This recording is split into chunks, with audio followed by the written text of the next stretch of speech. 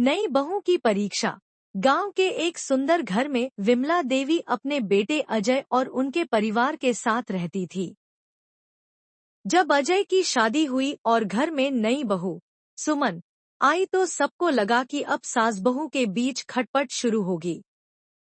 विमला देवी अपने घर के नियमों को लेकर सख्त थीं। वहीं सुमन एक पढ़ी लिखी, खुले विचारों वाली लड़की थी। पहले सुमन को लगा कि उसकी सास उसे पसंद नहीं करती। जब वह चाय बनाती तो विमला देवी कुछ ना कुछ सुधार बताती।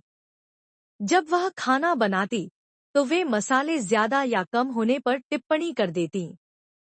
धीरे धीरे सुमन को एहसास हुआ कि उसकी सास उसे नीचा दिखाने के लिए नहीं, बल्कि उसे अपने अनुभव से सिखाने की कोशिश कर रही हैं। एक दिन सुमन ने पहल की। उसने अपनी सास से पूछा, स्विंगल माँ जी, यह सब्जी आप जितनी स्वादिष्ट बनाती हैं उतनी मैं क्यों नहीं बना पाती।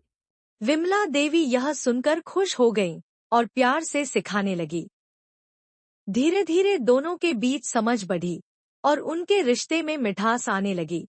कुछ महीनों बाद जब विमला देवी बीमार पड़ी तो सुमन ने पूरे घर की जिम्मेदारी अपने कंधों पर ले ली।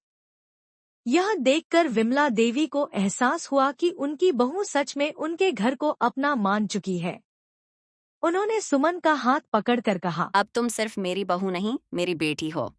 सीख, सास बहू का रिश्ता टकराव का नहीं, बल्कि प्यार और समझ का होता है। थोड़ी समझदारी और धैर्य से यह रिश्ता सबसे खूबसूरत बन सकता है।